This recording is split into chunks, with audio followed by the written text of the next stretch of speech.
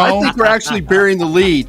Hey, OC, how did you know that Parsons was going to be able to rush the passer as well as he did? You're the only person I've ever seen to ever say that Micah Parsons could be a put his hand down guy. So I need that question answered. The OC. And Boss Show me. Yeah, Houston. Shout out to my boy CJ. Don't put mayonnaise on my burger. Oh, man. Oh, please don't put no mayonnaise on my burger. Like, we must have got a guard. That's the only thing that would have made him do that. That's it. He know. He know. Because he been watching Twitter, man. See, so we got some shocking news that Sanders is out for the season, which also means it's blue season. It's blue season. We gonna talk about it and what does it mean in detail. My reefer with Henny and Coke. Please don't be stingy, got plenty to smoke. Show up and act up and back to the crib. I do not stun, I just rap what I live. Seem like they doing the most for the clout. Did what I said so they know what I'm about. Show up and act up and back to the crib. I do not stun, I just rap what I live. Let's go! Alright, man. Boss, show me. See, I gotta do what I do best. Show you, and I'm gonna show you. Talk is cheap. Time to show you. For real. I'm gonna show you today. Shot it. Fight for, see, that's how to go out. Don't go out, just sit back. Yeah. Oh, I'm gonna take Matthew Golden. No, fight for, you want it physical. You said you want it physical. Fight for it. See, this one of those shows you gotta make sure. You can't handle the truth. You better make sure you can handle the truth. You want answers? Cause I'm gonna give it to you. I'm gonna give it to you. I'm gonna come through today. Oh my God. Somebody else said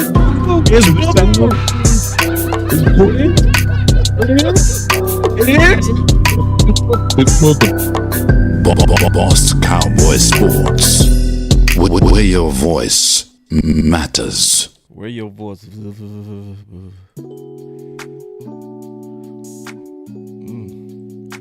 I've been tripping lately, man. I've been starting off with the wrong music every time.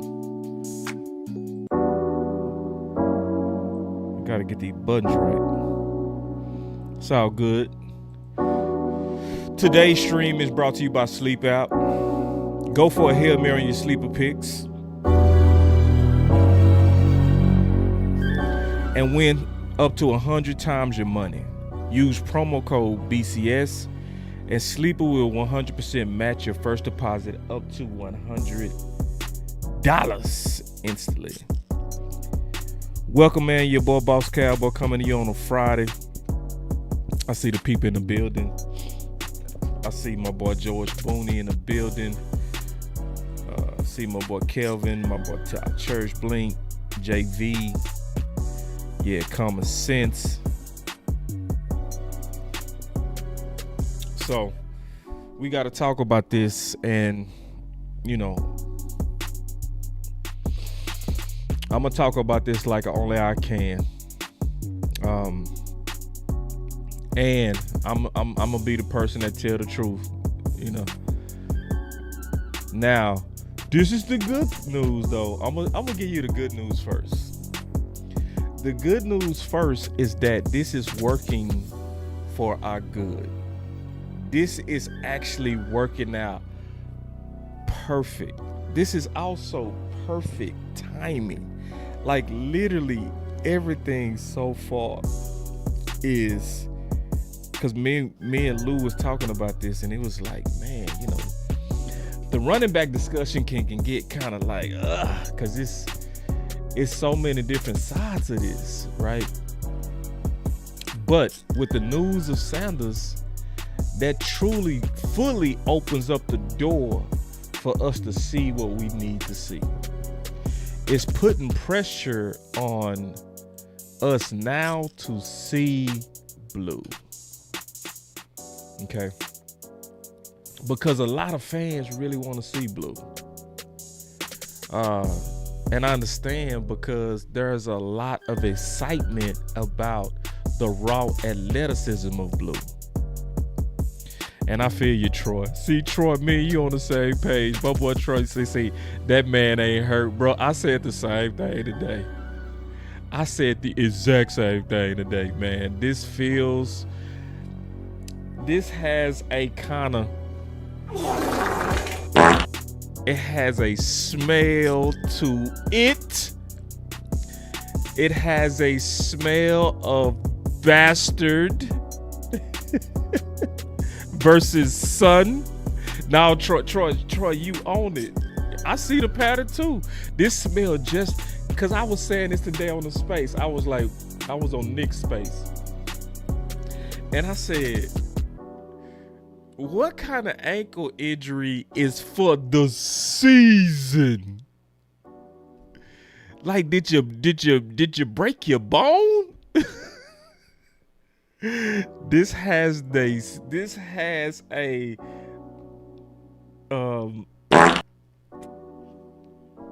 so, but the timing is still good because now we get to see blue, man. Cause see, I need that. See, let me tell y'all why this is important. Because if blue is this guy, we're getting ready to see it. And it's best to see it now before the trade deadline. I need to see it now. Because the thing is see, let me explain it like this. It's one thing that I completely hate about the 2016 season. I hate the 2016 season because people was able to use what if to knock Dak. The people are easily able to cop out on their imaginations. This is what I mean. If Romo would have played in 2016, I think we would have won the Super Bowl.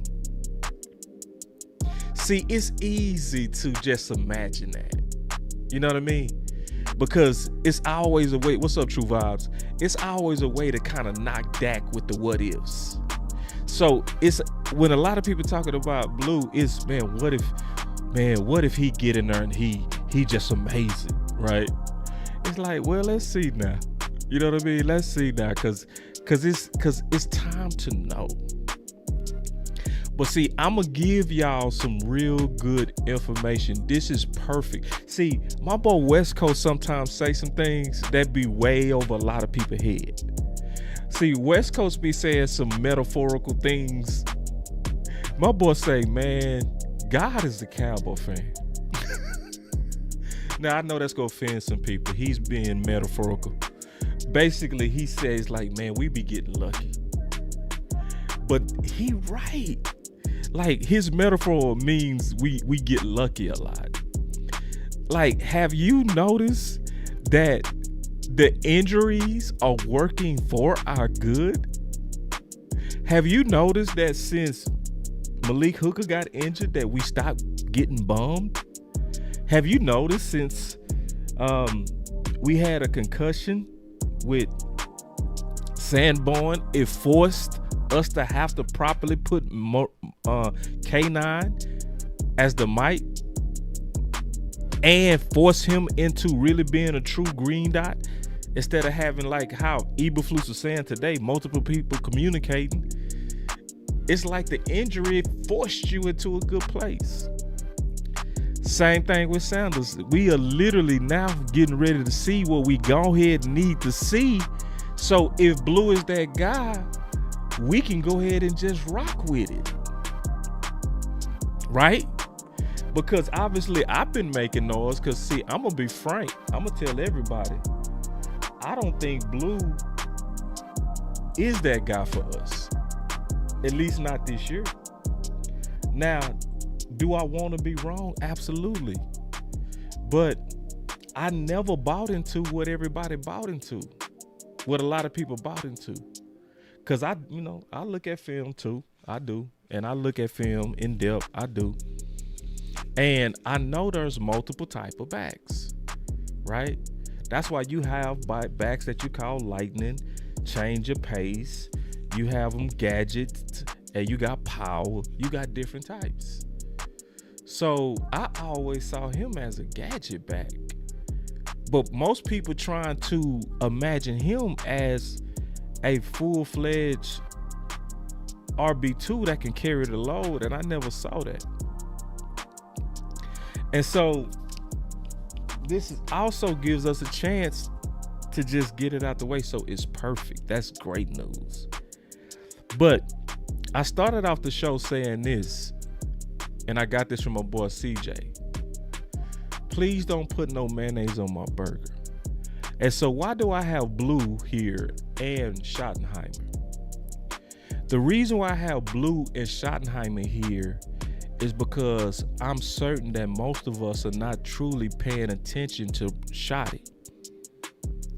We are, in my opinion, looking at this whole running back dilemma from what we want. And we're not looking at it from what Brian wants. So I've been doing that a while. Okay. So I'm going to display some things today that should show you, right? Because my name is Boss Show Me. This is going to show you without a benefit of the doubt exactly who Shotty is. Okay. Because I've always said this from my research, that Shotty prefers power backs. Y'all have heard me say that. Today, I'm going to go through the whole history and show you. Because I always went back, but see, Lou went back even further. So let's just kind of go through this and let's talk through this. And I'm going to tell you what we going to need from y'all as I get in this. Let me tell y'all what I'm going to need y'all to do. I'm going to need y'all to be real Cowboy fans today. I'm going to need you to be a fan of what's right, and I'm going to need you to not be in your ego. Don't make this a competition about Boss versus Blue, or what I believe about Blue versus what's true. Really focus on what's really true and what's best for the Cowboys. Because if you get your ego in the way, you will be pushing for something that's not in the best interest of your team. I'm giving you a clear warning of the trap. So let's go through the history first. So if you look at Shotty with his first teams and you look at his running backs, it's a clear pattern that they have a type. Thomas was 5'10", 220, 210, 212. Green was 5'11", 233. LaDainian 5'10", 215. Leon was the only type that was blue-ish in his whole history. He had one back that was blue-ish in his whole history. So when you looking at Shotty and his type and you just go then to his next team and you look at him when he was with the Rams, Steven Jackson 6'2", 240. Zach 5'9", 216 power back. Benny 5'10", 218 power. Even Trey Mason 5'9", bulky 207 power. Then he went power crazy when he was at Georgia. He went power nut. Nick Chubb 5'10", 228. Sonny Mitchell 5'11", 215. Keith Marshall 5'11", 219. And he went crazy again with the power backs when he was in Seattle. Chris Carson, 5'11", 222. Rashawn Penny, 5'11", 220. Carlos Hyde, 6 feet, 230. Mike Davis, 5'9", 220. Marshawn Lynch, 5'11", 215. Shotty didn't care about speed, y'all. Shotty wants power. the identity of Shotty has always been about physicality and power. He takes great pride in that. That is the identity that he learned. It's what he believes in. That is his call to fame. It's his whole history. So as we look at the details of his history and what he truly prefers, why would we put mayonnaise on his sandwich if we are being honest? And if we are really trying to do what's best for the Dallas Cowboys. So some people would say, well, boss, he's changed. What do you want your offensive identity to be? Physical. The first question they asked him is, what do you want your offensive identity to be? What do you want your offensive identity to be? Physical. Again, I talked a little bit in the opening press conference about, the marriage between the run game and the action passes. But, as a football team, as an offense, we want to be physical.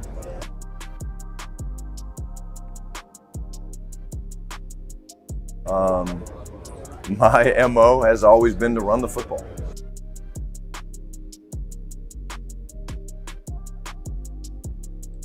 I really believe that the game, like I said, is up front.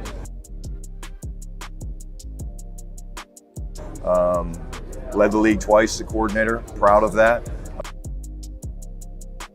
I think getting a guy like Clayton Adams really helps us as the coordinator.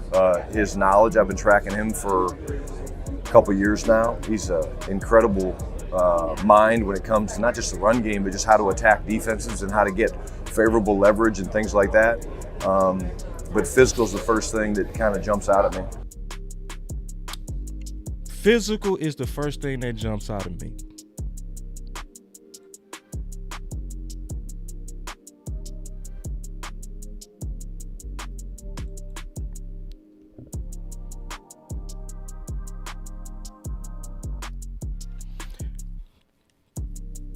Because I want what's really best for the Cowboys.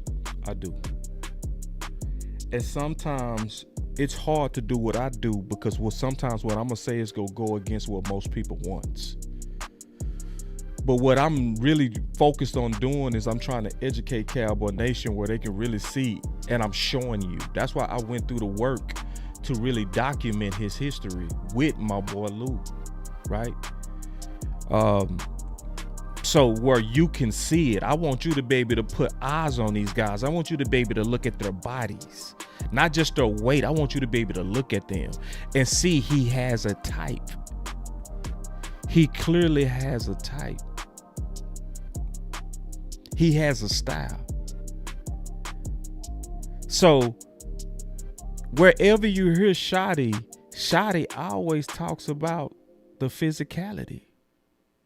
And so y'all remember when I played the other day where obviously Patrick No-C, he brought me up because I basically had a tweet where I tagged No-C because he asked a question. And first of all, I want to say this about No-C with that question. No-C was so damn dope with the question because I'm gonna show it. He was so into that question when he said circle, he did it with his hands. I was like, damn, man, did you practice it or something? Because I mean, like, but this is going back to Shotty. I'm showing y'all this because we need to know that Shotty has not changed, right? Where Shotty, what I'm trying to show y'all is Shotty has a clear vision. And my boy CJ said, when me and him was talking about it, he said, yeah, basically what you're saying, boss, is I don't want no mayonnaise on my burger. You know what I mean? So like, you know how we go up, we'll pull up the Brahms or we'll pull up the McDonald's and we have a preference of what we want. When we want it like that, we want it like that. Especially with a guy like Shotty because he's clear. So listen. And it goes back to the original question that you asked. Someone posted it yesterday and I forgot to send it to you. I'm sure you saw it. Someone posted your question to Shotty from the first press conference. Yes, that was Boss Cowboy Sports. Boss Sports. Yeah. Shouts to him. And it's indicative of what we're seeing now with how the offense is running, and what Shoddy was, how he answered your question about how you can modernize the Cowboys offense for Dak Prescott and for the guys that we have here, CeeDee Lamb included. It is coming to fruition finally. You're seeing it now. I mean, it started from, week 1. Yeah. So basically what he said based on Patrick Nosey's question, you're seeing now. So let's go to that very moment. Now, one of the dopest parts is when you're going to see Patrick do that. Watch Patrick hands. Hey guys, Patrick Walker, DallasCowboys.com.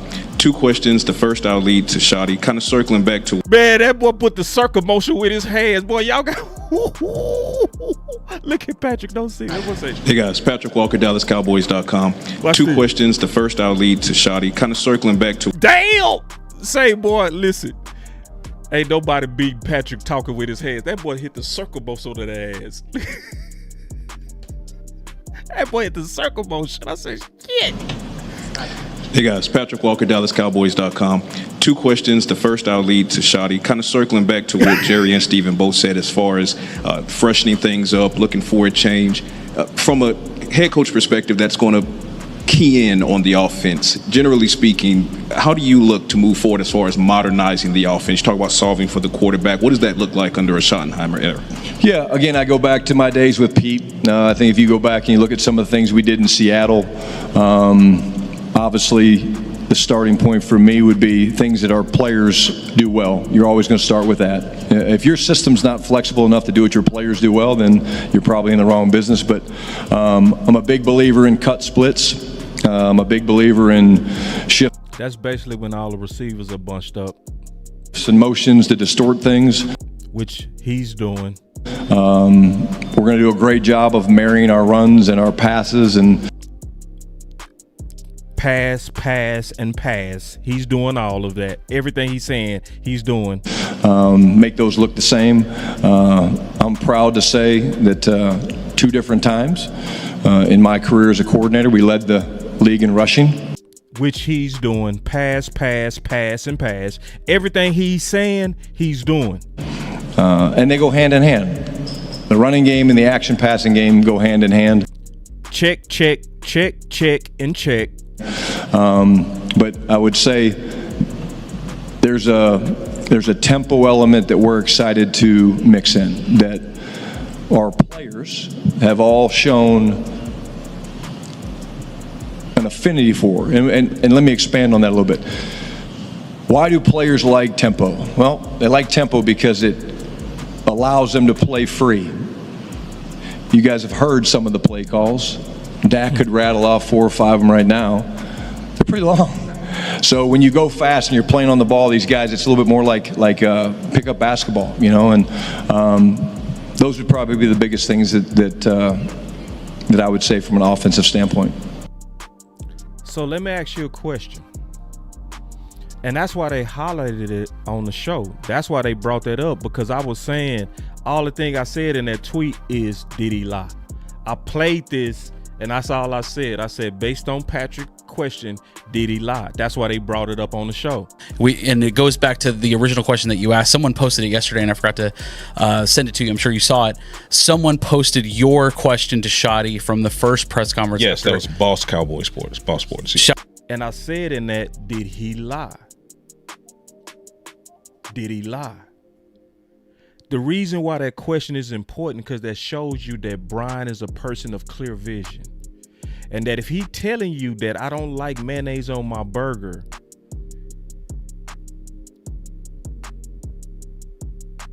see, he ain't one of these people that, boss, he's changed though. He's evolved, boss. No, he's the same, bro. He has a style of offense that he wants. He has a clear vision that he wants. And when you see somebody that can tell you way before it happened, you're going to see cut spits. You're going to see that. You're going to see emotions. We're going to keep everybody off guard. That's what we're going to do.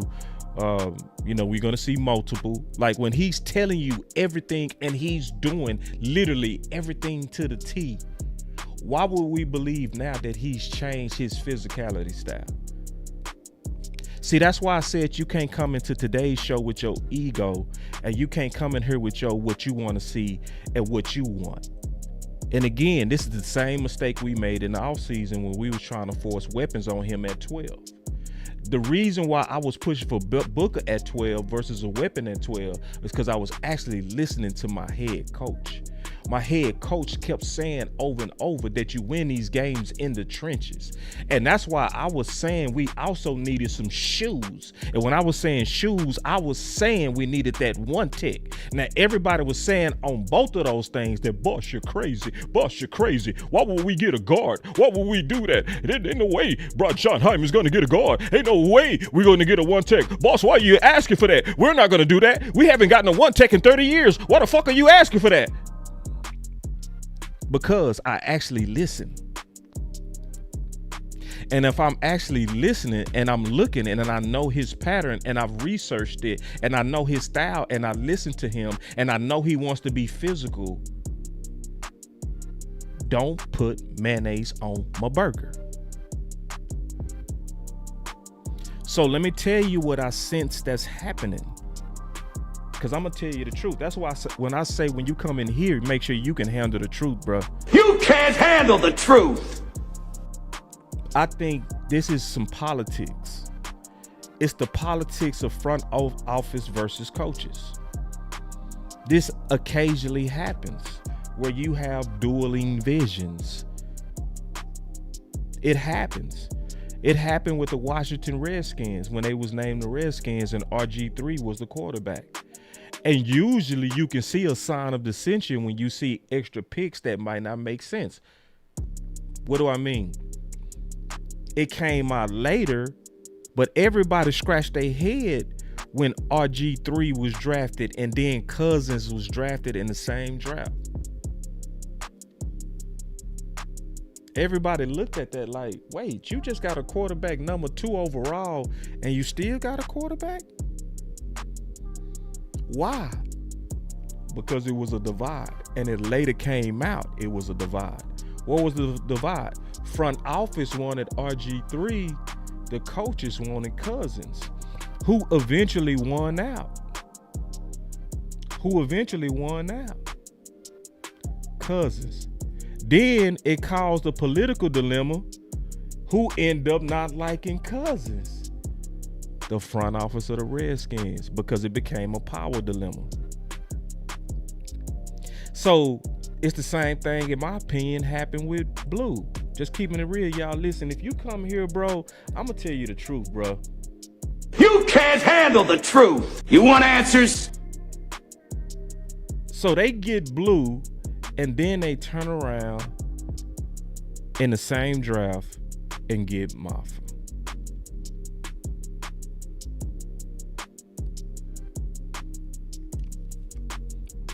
I smell a divide. I do, y'all. I'm just being honest. I smell a divide. And I'm going to be all the way honest. If it's a divide, I want to be on my coach side. Because my coach has been right. Like a mother effer.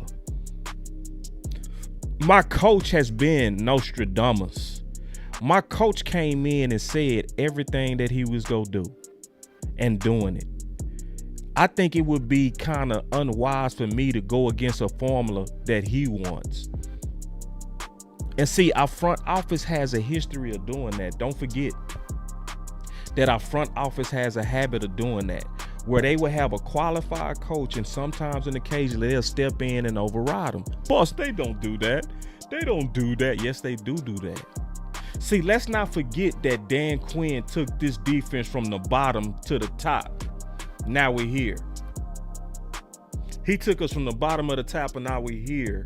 But he didn't even have the power to get Bobby Wagner, and he lobbied for him for 2 years straight. We had people out here saying that because they wanted to blame him for Green Bay. He ain't like little linebackers. It's like, bro, you don't know what you're talking about. Bobby Wagner, he was literally trying to get Bobby Wagner for 2 years straight. Let me try to pull that up. I didn't plan on showing that, but my name is Boss Show Me, and sometimes people come in and they might be new. So they need to see the evidence of that. So I'm gonna show you. Y'all give me 1 second. Let me pull it up. Because I'm trying to show you proof that sometimes you can have this dilemma, this power dilemma. I'm just keeping it real, y'all. Like, this ain't no channel that's gonna be trying to sell you like dreams and stuff and fairy tales. I'm gonna tell you the reality so that we can kind of go about it like adults, right? So that we can actually talk about this and then challenge front office if they in the way. Because in my opinion, I think we should be siding with coach on this. You know, because just like my brother said, man, that's a weird injury, bro. Oh, all of a sudden he out for the year. Y'all give me 1 second. I'm finna find it. Yeah. I just like to go out my way to show you, bro. Y'all give me 1 second.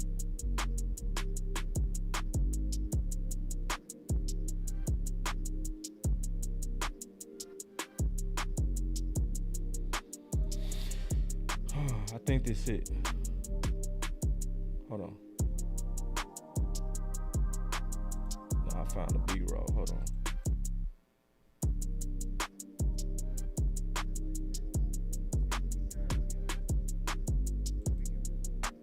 Hold on real quick.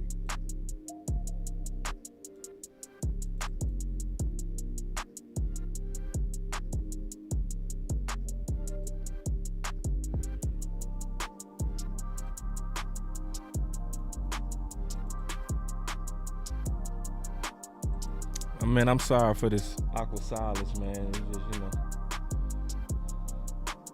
I'm trying to give y'all the evidence of this. All right, so I think I know where it is, though. I just saw a time date on it. Yeah, let me go pull it, because I did the show May 18, 2024. So let me go to May 18th, 2024.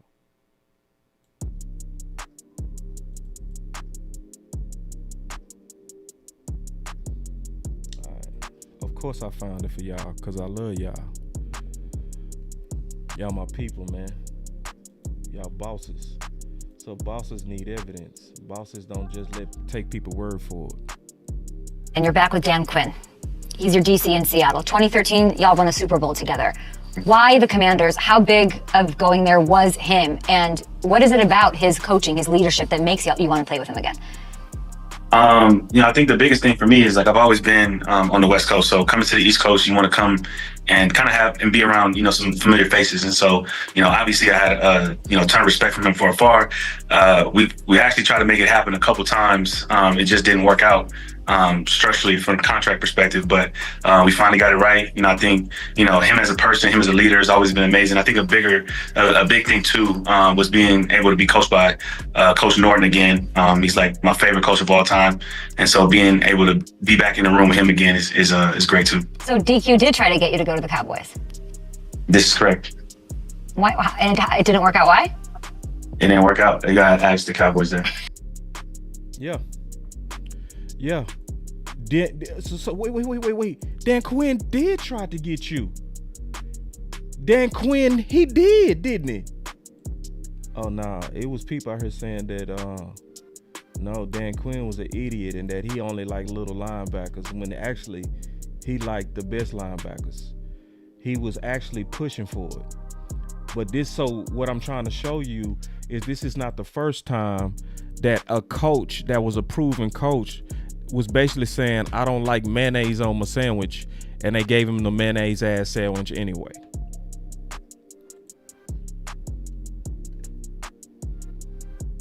This ain't the first time.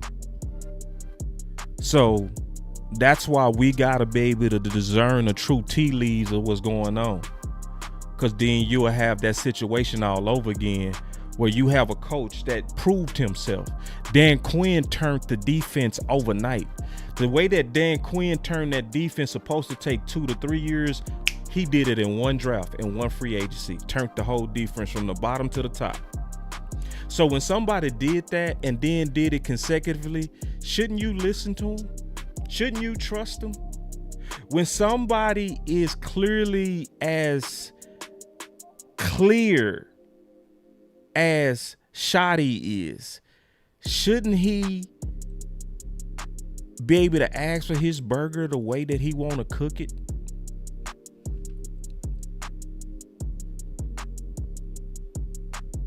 So I'm just being very careful with this, because there are some things that's going on that we have to be careful of.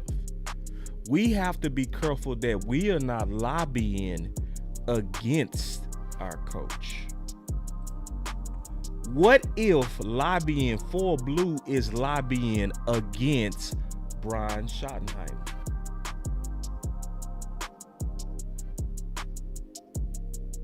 Can we ask that question? Is that a fair question? I think that's a fair question. Let me ask that question again. What if lobbying for Blue is lobbying against Shotty? What if we are walking the mayonnaise over to Brian, as he said, I don't want that on my burger. I want physicality on my burger. What if we saying, shut up, Brian? We know better than you, even though you was right as hell on everything that you said it was gonna happen.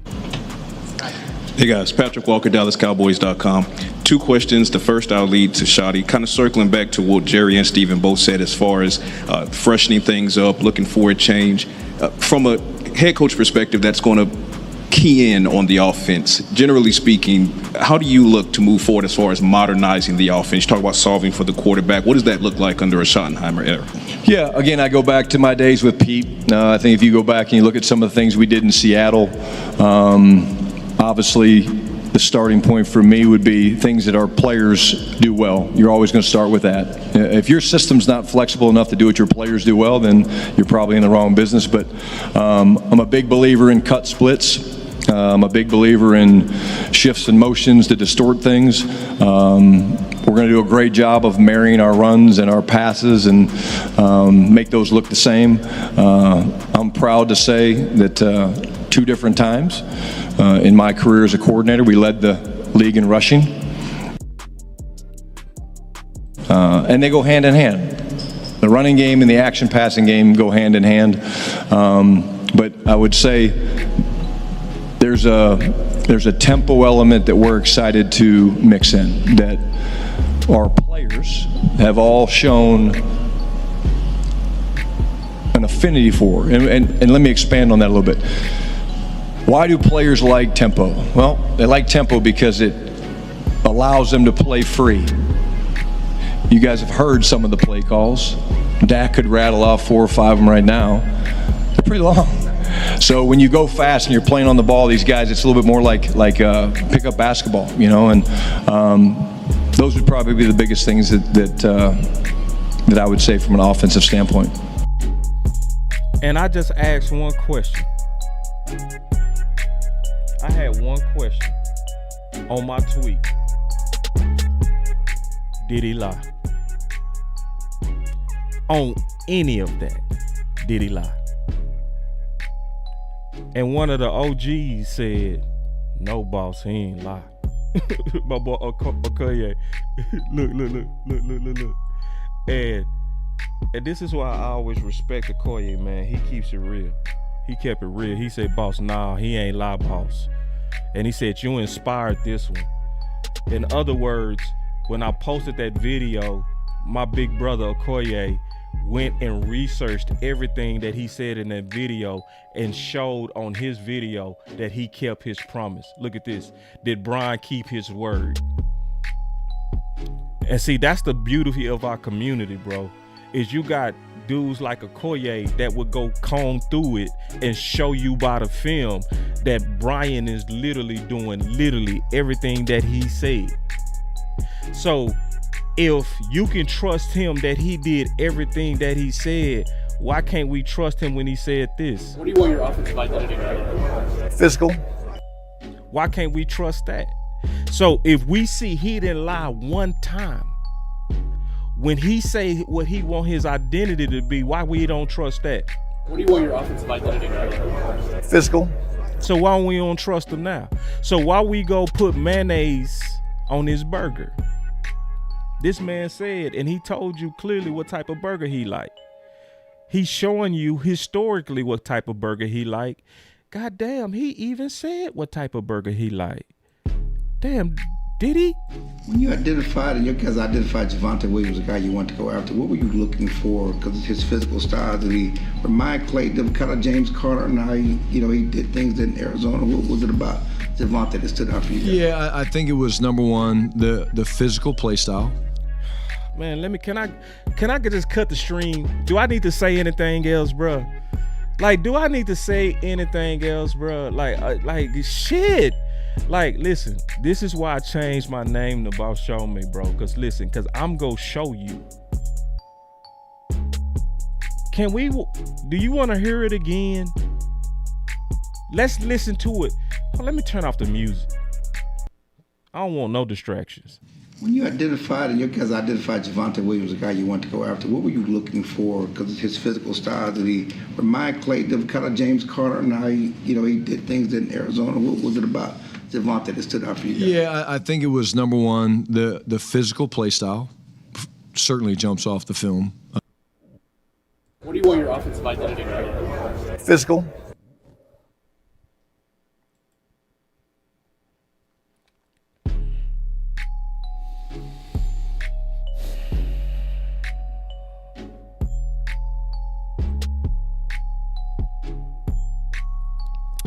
So let's also examine what happened to let you know that he means that.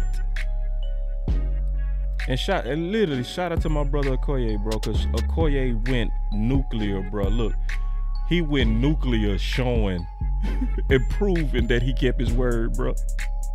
Look, Okoye in that film going bonkers. Look, drawing, highlight, he's showing Shotty kept his promise. But are we falling? And see, I'm asking a real honest grown man and woman ask question. The question is, You can't handle the. You want answers? Like, for real. Like, it's one of those things to where I can't let my ego of what I want get in the way.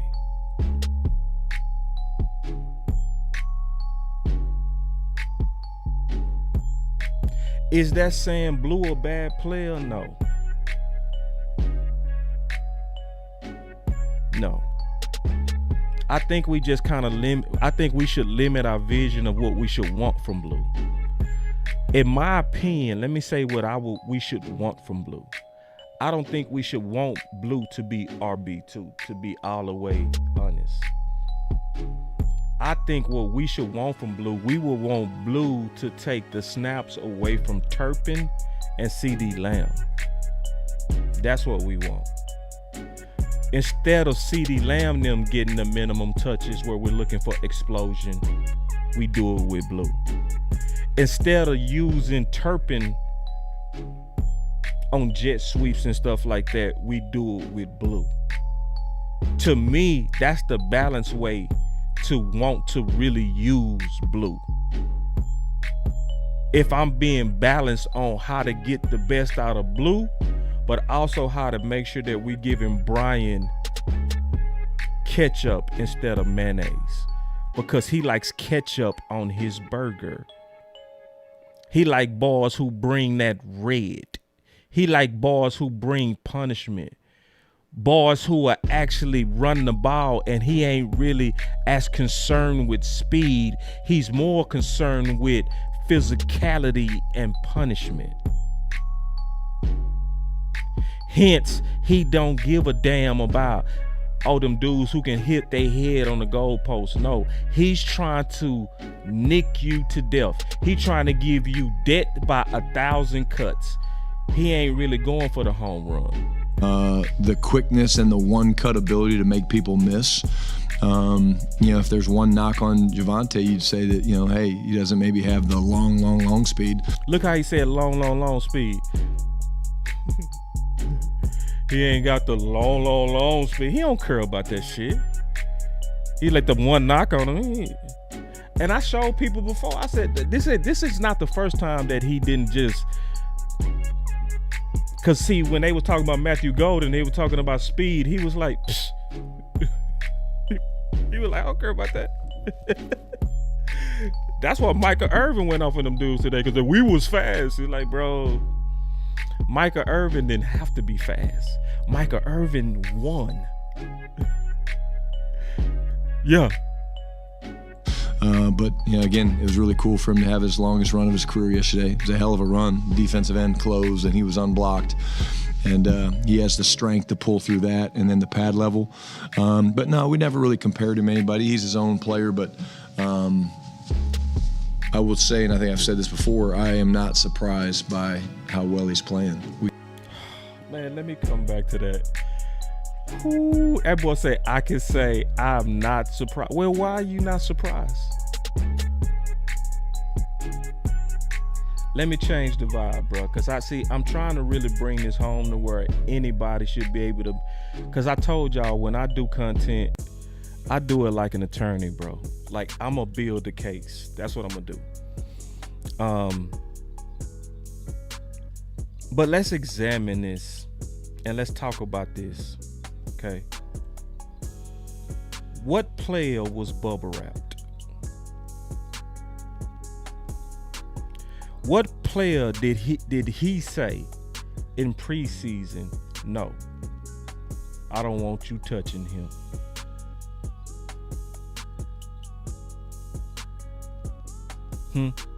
Who was the guy that they was like, nah, I don't want him to get one damn rep? Y'all think that was an accident? No. It wasn't an accident, because he already knew this is the one guy that absolutely fits my style and my history of what I want.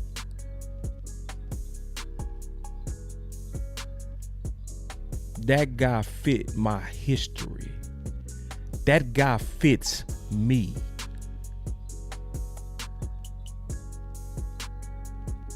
That guy. So then people hate on me when I say, Chubb, we need to go get him. Oh, boss, shut up. Oh, boss. Oh, boss. It's like, bro, y'all don't really understand that I be doing real work with these Cowboys, brother. I don't just talk like some of y'all. I'm going to really dig into this shit, dog. And my boy Lou is too. That's why I'm making sure that I show that Lou did epic ass research as well.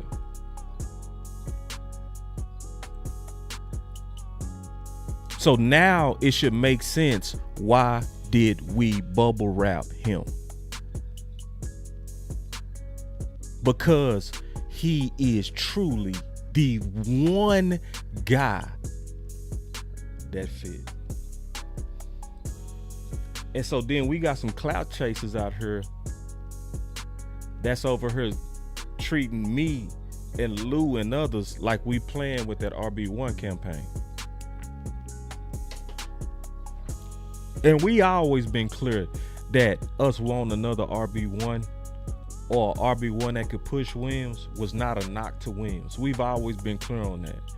But when you saying something that's not popular, there are going to be people that's going to try to capitalize on it by trying to make you look bad in the public, because they know you going against the grain on this. But with integrity, sometimes you do. You have to show people and take them in a direction that they're not looking. And you got to say, hey, bro, I understand, bro. Like, I get what you want. I get we want the speed. But, hey, I got to do what's best for my team, bro. And if what's best for my team is to walk away from you people that want mayonnaise. on my man's burger. And I have to then push for what makes most sense for Blue. He say, hold on, you say HTM? Hey, I ain't doing no film, Henny. This ain't a film. Henny say, but Hen, bro, you know, hey, man, you can jump in. You got the link. You can jump in, bro. You come on in. I'm just talking about. Come on. You got the link. It's the same link we do on Sundays. So if you want to come on in, I'm over here just talking about I don't want no mayonnaise on my burger. So, you know, I don't want us pushing. Basically, I don't want us over pushing for what's not best for my team. So I'm gonna make this case in case Henny come in the back door. If Henny come in the back door, you know it's finna get live. All right, it's gonna get live if Henny come up in here.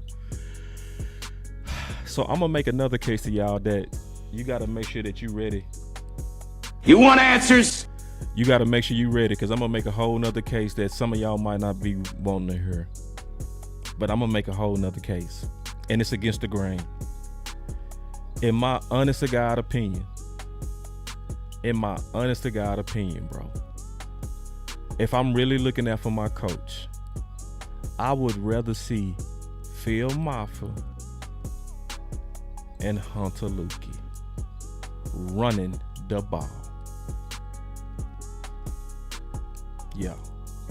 Yeah, I said it.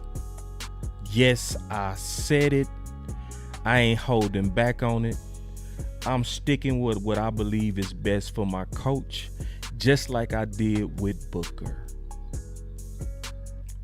Sometimes you got, me and Lou was absolutely against the crowd on that. A whole lot of people hated us for that.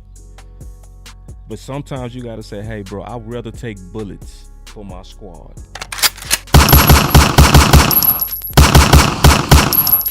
I'd rather take angry fan bullets than to be in a group, in a crowd that's taking us in the wrong direction. Let me go and take that bullet. Oh, you don't want to sub to me? That's fine. That's cool. I'm gonna stay over here where the truth is. I'm gonna stay over here where the history is. I'm gonna stay over here where the physicality is. That's where I'm gonna go. And that's what I'm gonna push for. I'm gonna push for what my head coach seems to be pushing for. I'm just keeping it real, bro.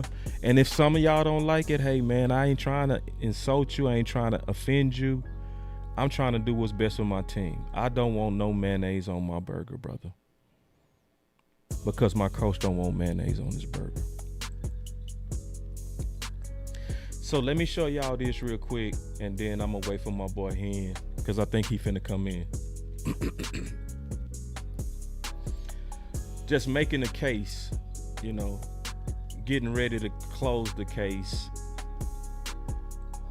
Just like we looked at the history, right? We looked at the history and the clear history, right? We looked at the clear history of our coach. We listened to our coach's words. We did everything in our power to paint the picture of who he is and what he wants and what he likes.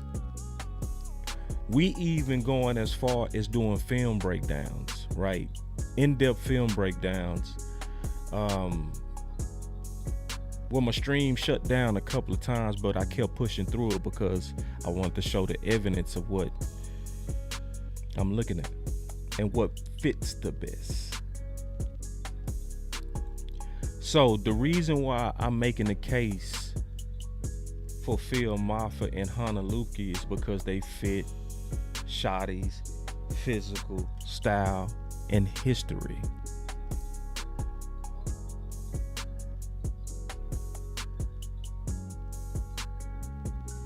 That's why I'm pushing for it. And I want to also say this as I'm pushing for Maffa and Hunter Lukey. We saw Scatterboo do his thing. I think a lot of people forgot who was Scatterboo before Scatterboo. I think y'all need to go take another look at, some people call him White Lightning. Nah, I call him White Thunder. Y'all need to go take a look at White Thunder, man. I need y'all to go look at White Thunder when he was in college. He was Scatterboo before Scatterboo was Scatterboo. I'm gonna say that again. He was Scatterboo before Scatterboo was Scatterboo. So if I'm trying to look at and then can I ask y'all a question? Because a lot of people like to say, man, come on, Boss, can we see what Blue can do? Boss, you saw it. That's what preseason for. Preseason is to evaluate. So let's ask a question. I'm gonna ask you a real question and I'm gonna be quiet. I'm gonna ask you a real ass question. Who played better in preseason? Did Maffa or Blue? Be honest. Be honest. When they was under the lights, who played better, dog? I don't want to hear who you like better, who you want to see more. No, who played better under the lights? Who played better under the lights, y'all? I want answers. You want answers?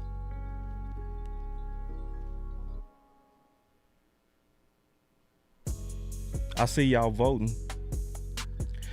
My boy Robert Simmons with the super chat. He say, question: how AJ Dillon is he with the Eagles, but do he fit with Brian One? I also want him this offseason. Yeah, Robert, that made sense. And I'm seeing overwhelming Maffa.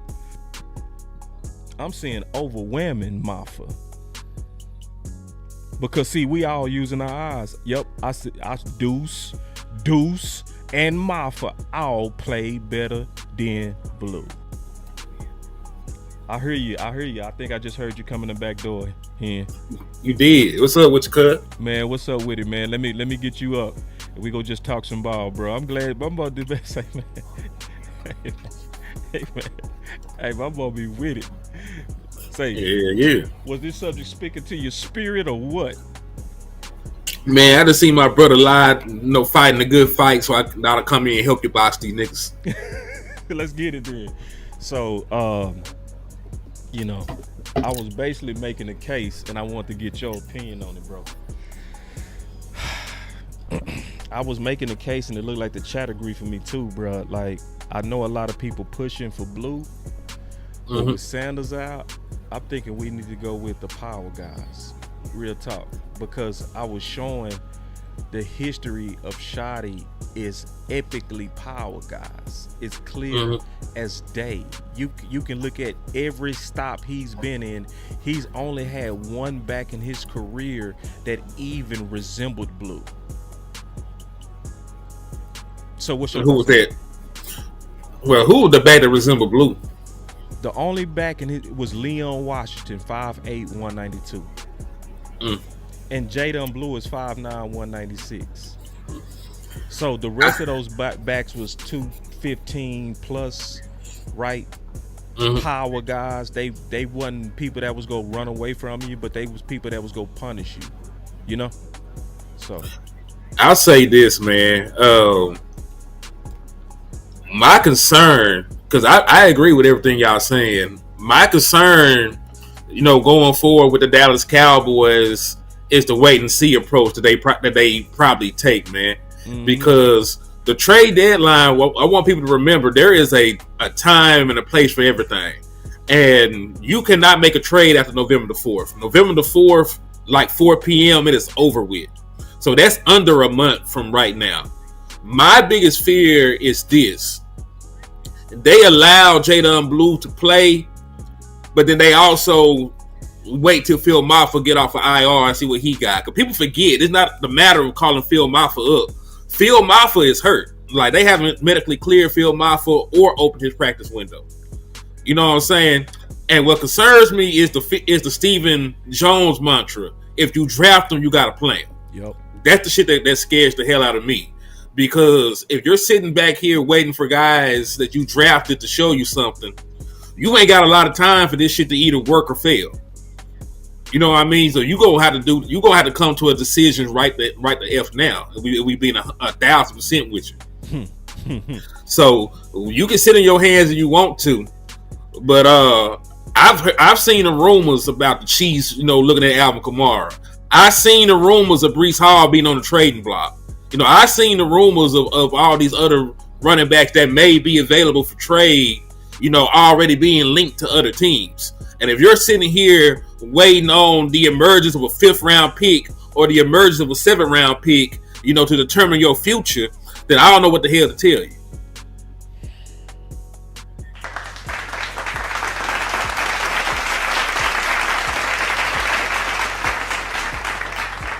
You can please continue. I ain't gonna. Yeah, I'm gonna keep going because listen, y'all loved all these other wide receivers we had. Y'all loved Ryan Flournoy. Y'all believed in the ability, and he looked it good too. But Ryan Flournoy, Jalen Tolbert, none of them dudes on your team stopped you from campaigning for George Pickens. Because I was leading the charge, dog. I was leading the charge with me, landlord, everybody else on the sun with team weapons. Like everybody on this team, no matter how much you like them and believed in them, and they were picked and drafted, y'all wouldn't try to hear none of that bullshit when it came to wide receiver number 2, man. And that's how I feel about getting a secondary running back at this point. Because I'm not saying stop. I'm not saying just get a running back. But shit, if it's a need and you see that somebody's on IR that you were depending on, and listen, folks may call me a hater. I don't fuck with Jaydon Blue like that. I'm gonna be 1,000 with y'all, man. Like I felt like Miles Sanders looked better than that boy did, man. Y'all know I don't think Miles Sanders worth a damn. So that just tell you how little I think about Jaydon Blue. Like he made me miss Miles Sanders. That's how bad he looked out there. I know it was only one game. It might be an overreaction or hyperbolic, but shit, I ain't got time to wait. Only thing that comes to a sleeping man is a dream, man. You got to get up, get out there, and get yourself. And I ain't trying to wait on getting no reinforcement, man. So shit, I'm team load the clip now. We were team weapon. We team load the clip. We got to spin the block. We got to go get get some hollow tips, some blue tips, man. We gonna go spin the block, man. Go get every bit of ammunition you can. We got to go to war, man. The Eagles look very mortal. The Eagles out there be bleeding out. You went blow to blow with the Packers. Like there ain't no big bad wolf in the NFC, nigga. You can smack all them boys up if you want to. You know what I'm saying? All you got to do is go load up right now. You know the offense is what it is. Dak Prescott playing at an MVP level. Javonte Williams on pace for 20 damn touchdowns. You know what I'm saying? Just go get another running back. Go get some defense, and we can make some shape. But y'all up here scared. Y'all up here about what about the draft pick? Fuck them draft picks. Wait. Let me turn on your channel, bro. You cooking too hard. I ain't even turned on your channel yet. Go ahead, man. Let me turn your channel. You gotta get some money off this. You cooking too much. Hold on real quick. Let me turn you on. I'll let you know when you on. And I'm gonna sit back, man. You cooking your ass off. I done already served up the steak and potatoes. You came in with the shrimp and the salmon. Keep cooking, bro. You live. We live in the liquor store. You live. All right, man. Listen, we ain't born none of that bullshit, man. Like, listen. There is no juggernaut in the NFC. You just seen the Eagles go out there and get beat by a rookie quarterback without his best wide receiver. You hung up 40 points on the Packers without CeeDee Lamb. CeeDee Lamb was on the sideline cheerleading. He over there with the cheerleaders with the pom-poms and shit. And we dropped 40 on these whole ass niggas. Wait. And y'all out here, and y'all out here trying to be conservative. Man, you up here worried about a draft pick. He may not be shit. For all you know, your draft pick, you draft could be Taco Char, and you up here worried about the picks. Fuck the picks. Up here, listen, you need a job. You up here trying to live off a lottery ticket. You need a job. You need to go fill out some applications, go talk to the manager, and get a 9 to 5 so your ass can pay your bills. You up here with $1 and a dream and a scratch off. That's what the Pix is. The Pix is a scratch off. I'm telling you to go get a 9 to 5, with a pension, so you can retire and you ain't got to work till you 99 years old, man. That's what a veteran player is, because you know exactly what you're gonna get. It may not be what you want, but that $20 an hour gonna pay your bills. You're gonna feed your family. You're gonna put your kids through school. So guess what? A veteran player that you can go out and trade for and acquire and bring in, they are the epitome of a sustaining, well-managed blue-collar job. All you got to do is go clock in and eat. You up here with a lottery ticket. You up here with a lottery ticket concerned about the draft. Man, salute to Cam, man, with the $10 CashApp over here, man. That's my boy Los Altos, man. Salute to you for the love and support, man. But nah, like, listen, it's too close. My quarterback, 32 years old, man.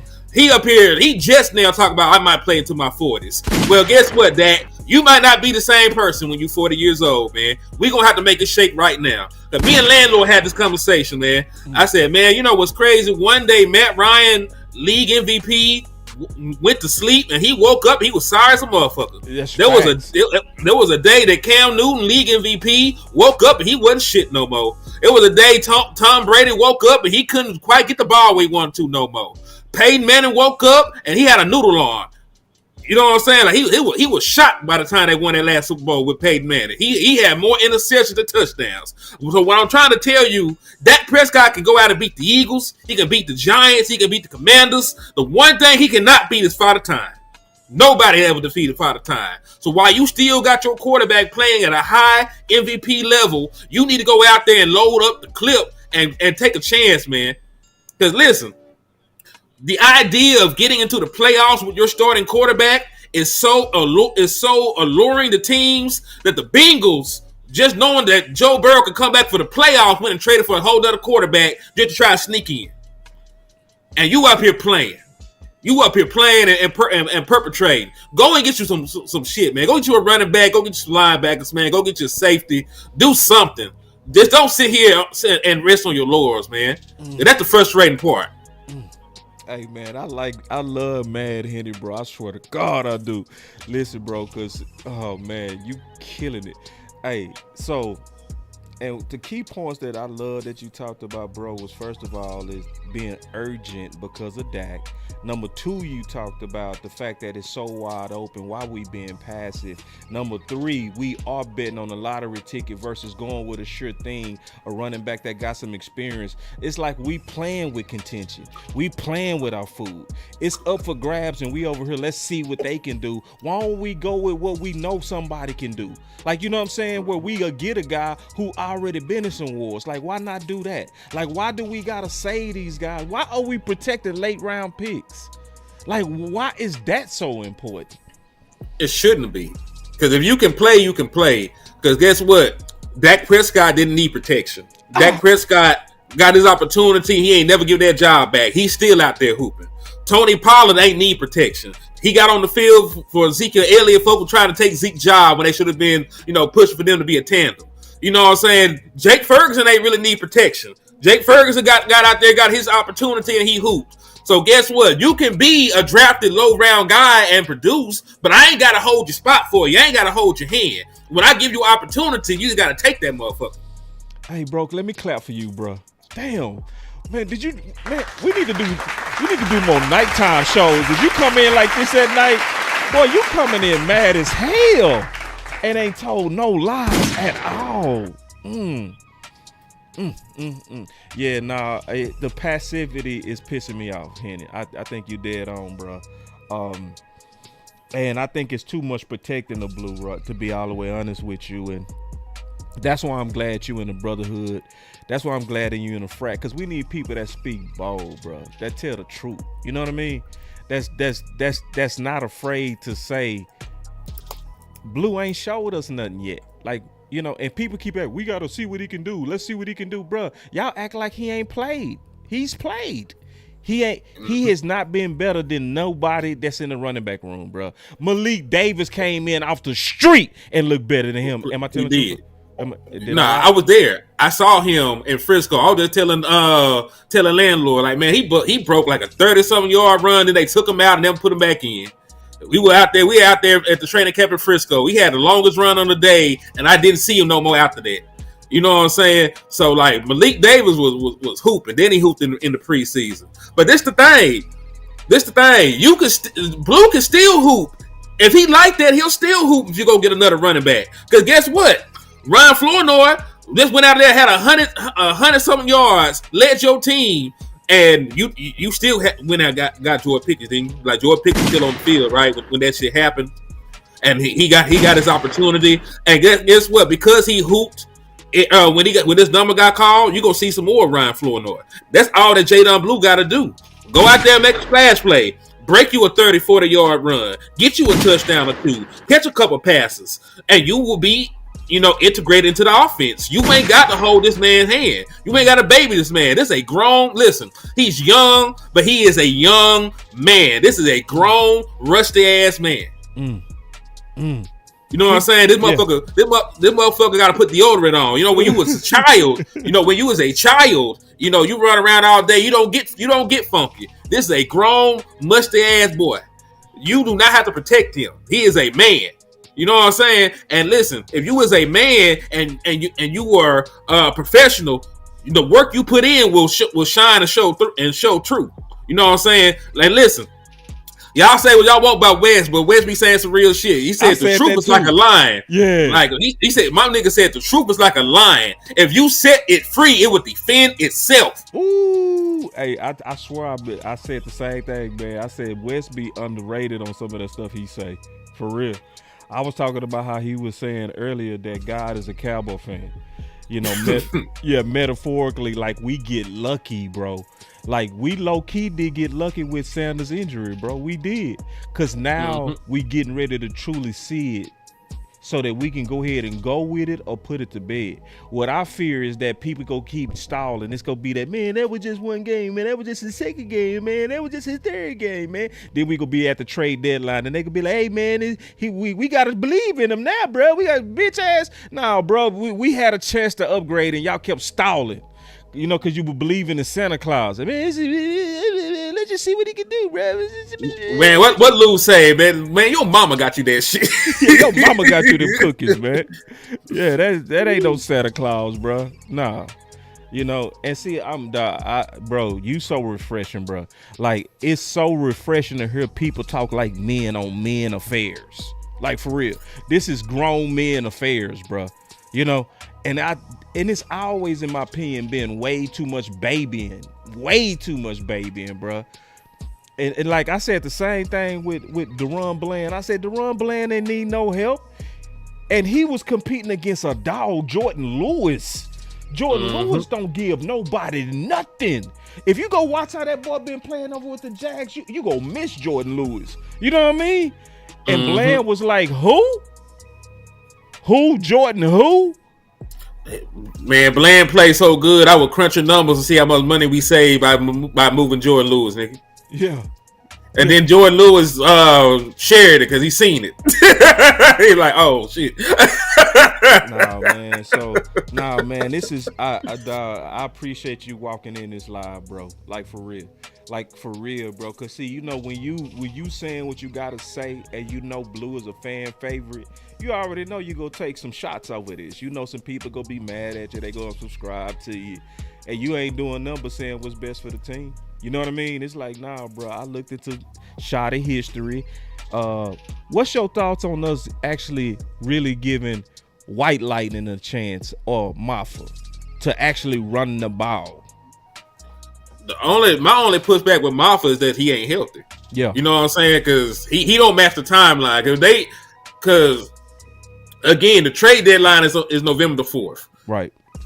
It's like 3 weeks away or so, some shit like that. Right. I just can't wait for Phil Maffa. I think Phil Maffa can be productive. He looked pretty good in preseason when he got his opportunities. You know what I'm saying? So I think Phil Maffa can do something. I just can't wait for Phil Maffa. I wouldn't mind seeing more Hunter Lukey, because people forget Hunter Lukey is a fullback in the NFL. He was an actual running back at North Dakota. I want people to remember that. I said the same thing. I said he was Scatterboo before Scatterboo. Yeah, he was an actual running back. He will bust. You know what I'm saying? Yeah. So the fullback shit is new to him, but the stuff that he can do, out the backfield, catching the ball, running with power, pretty decent contact balance. I wouldn't mind, giving him opportunities to run the football. It's just going to be dependent on how they view the thing. I still would want a better player. You know what I'm saying? Like, I still would, bring in another running back. You know what I'm saying? I sent a low round pick for another veteran running back at this point. But I'm not opposed to giving guy that actually fit what Shotty likes to do opportunities. Because listen, like there had to be an act of God just for Jaydon Blue to get this opportunity. Like the Lord had to touch Shotty hard and say, you know what, he done enough. We gonna give him an opportunity. Miles Sanders that went down with an injury, so we need another running back. Avante Turpin hurt, so we need another return man. He got speed and a background. Like a whole bunch of shit had to fall in line just for Jaydon Blue to be out this motherfucker. Right. So because listen, if he go out there and he go crazy, I'll shut up. Me too. You know what I'm saying? And support him. Yeah. Support the hell out of him. I'll fight you. If he go out there and go crazy, I'll fight you about Jaydon Blue. That's right. But he ain't showed me nothing yet. Exactly. He ain't did shit yet. And that's the thing. Like, love is not unconditional. You know what I'm saying? I'm not your mama. I ain't your mama. Love is not unconditional. Like, matter of fact, love ain't even unconditional in a marriage. Your wife can't do anything. You can't just do anything. You know what I'm saying? If your wife came to you and told you she was pregnant right now with another man, baby, you don't love her no more. So guess what? So guess what, Jaydon Blue? When you hoop and you ball, I'll have love for you. Until then, you just another nigga on my team taking up space. Hey, I got this question too. I think it's perfect. Todd Church said, boss, I got a question. How do you feel about mayo on Matt Eberflus burger? You care about people orders when they're good tippers. Talk. He a horrible tipper. You know what I'm saying? Like he out here needy. He done got four, 5 refills. You know what I'm saying? He done had his burger remade 3 times. Nah, we'll be all right. And you did all that shit. You did all that. You did all that shit. You ain't tipping too. No. We don't care. You know what I'm saying? Like, we don't care about that boy burger, bro. Nah, he be all right. Yeah, he be all right, bro. You gotta be like Shotty, bro. See, Shotty came through on everything he said he was gonna come through on, bro. Dad Quinn came in here and was hooping for a while. So he had a right to ask for Bobby Wagner. You know what I'm saying? He had a right. He was like, I took y'all from here to here. So all I want is to get, I don't want no mayonnaise. See, because they put some mayonnaise on his burger. You know what I'm saying? They put some literal white mayonnaise on his burger when he wanted some pepper. You feel me? You know what I'm saying? He wanted some pepper on his burger. They gave him some white mayonnaise. Like, no, you go take this. You know what I mean? And you go be happy with this. No. So now you right. You got to tip. You got to show you a good client before we over here allowing you to call and say you don't want no mayonnaise on your burger. Now you go eat what we give you, Matt Eberflus. Matter of fact, hell, you ordered some baby back bullshit already. You only got Jack Sanborn out this motherfucker. So you got too much of what you want already. You got your own homeboys over there coaching with you. You brought in your own players, and the shit ain't working. You ordered 32nd ranked defense in the National Football League. You don't deserve shit. You are lucky that we still give you. You are lucky we still give you your drink with your order. Yeah. And see, and what's sad is his defense is getting better by luck. His defense is literally getting better by luck. So it's the guys that you got out there that's getting hurt, and then the backups getting them in there playing better, hence making the defense better. You know what I'm saying? And then, like, he really showed that, man, the way he went at Diggs, bro, like, I went and watched the clip, man. I was like, no, bro, you didn't do that, bro. I told you a hoe. Yeah, he really is.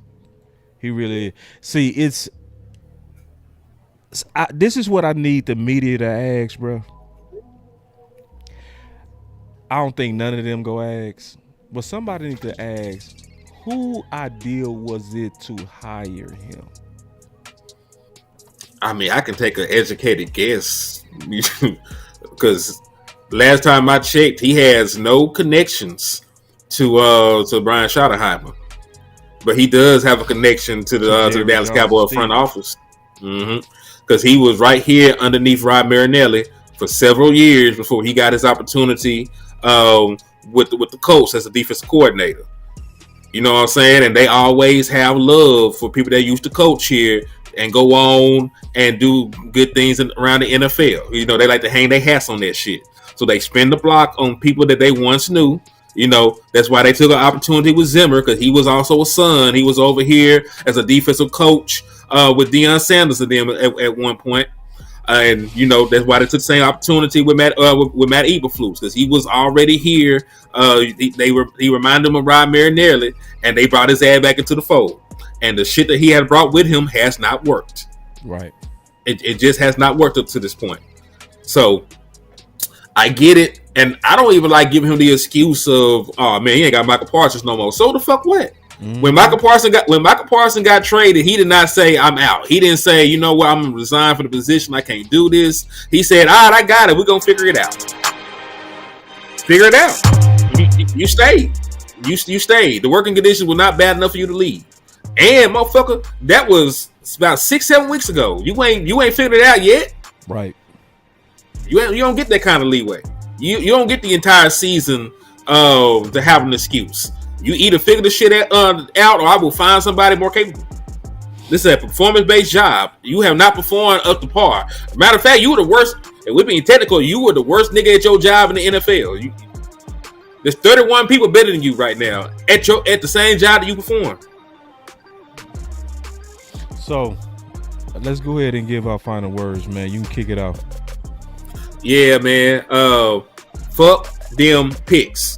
Yes. That's all you need to know. Them picks. Elaborate. Them picks. Please elaborate.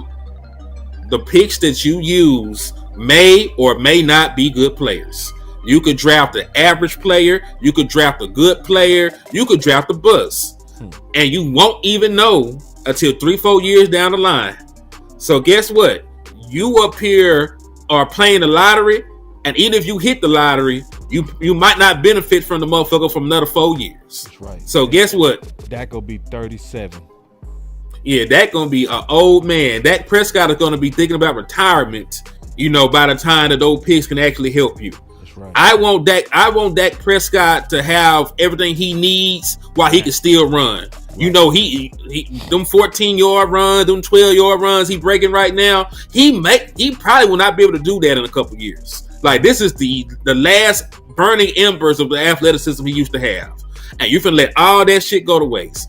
You know what I'm saying? Like, this is probably the best Dak Prescott will ever be right now. When he still have athleticism, the game slowed down, he's processing, he knows everything that's coming.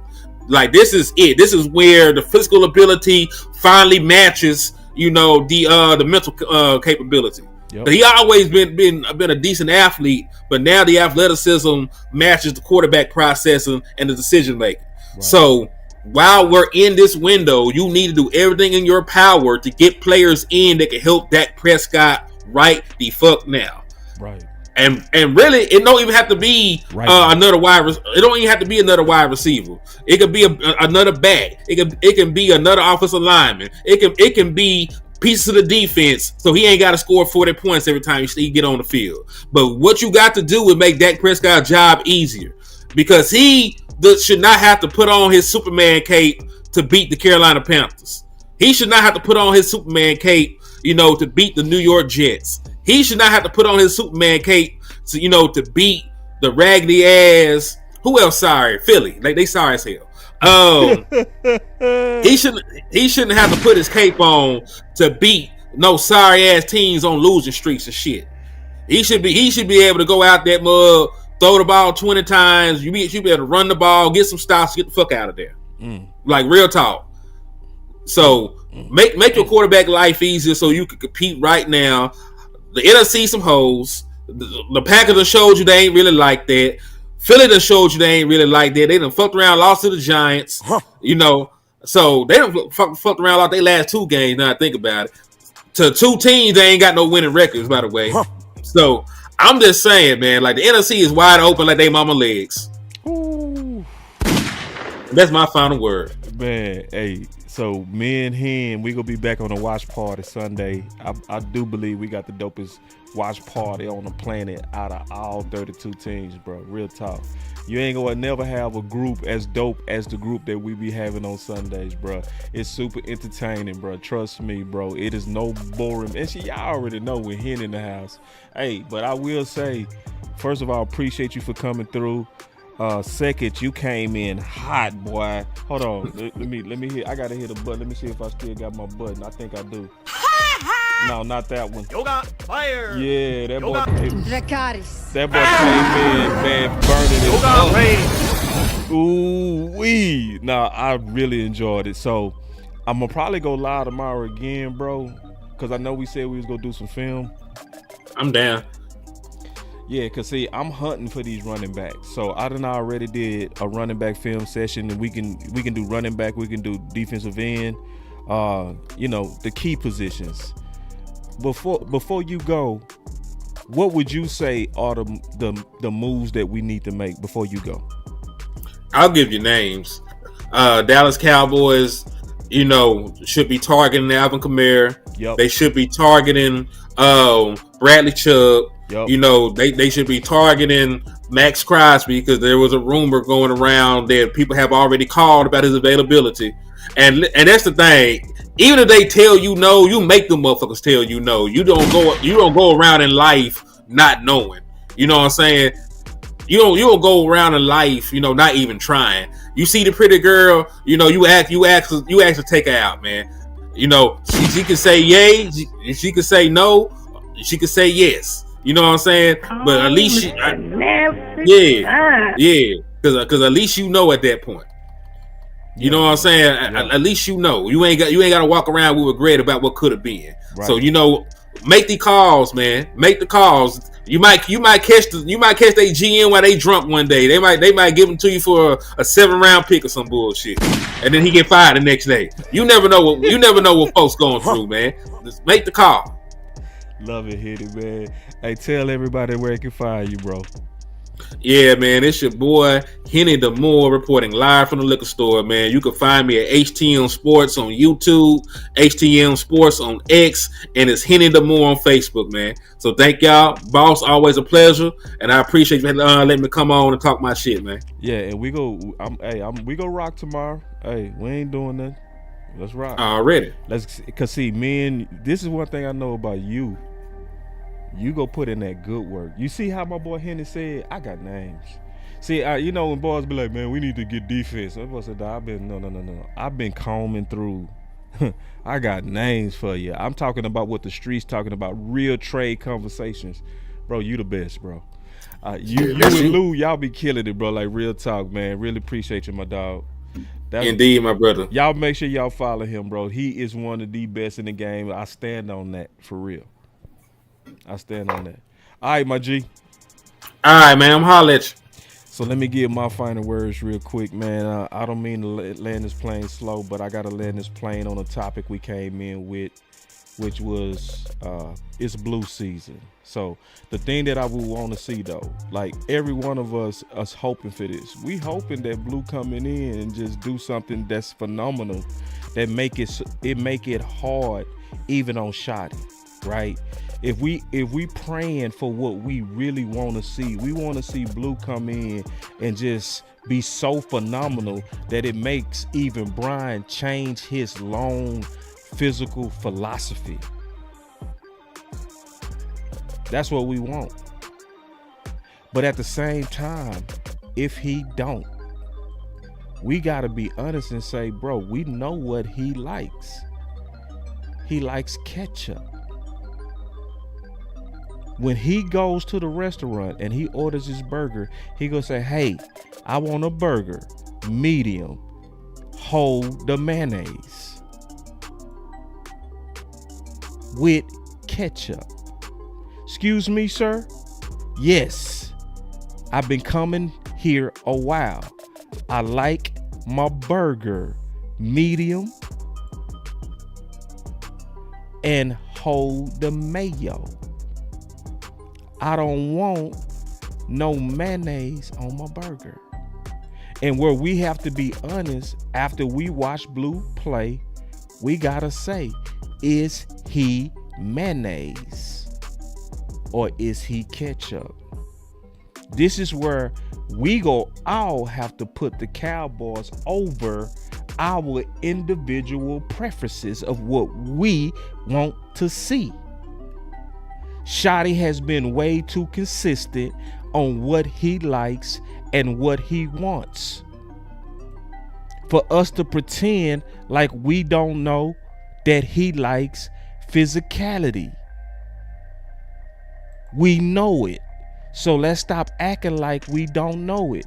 When you identified, and your guys identified Javonte Williams, the guy you want to go after, what were you looking for? Because his physical style, did he remind Clayton of kind of James Carter and how he did things in Arizona? What was it about Javonte that stood out for you guys? Yeah, I think it was number one, the physical play style.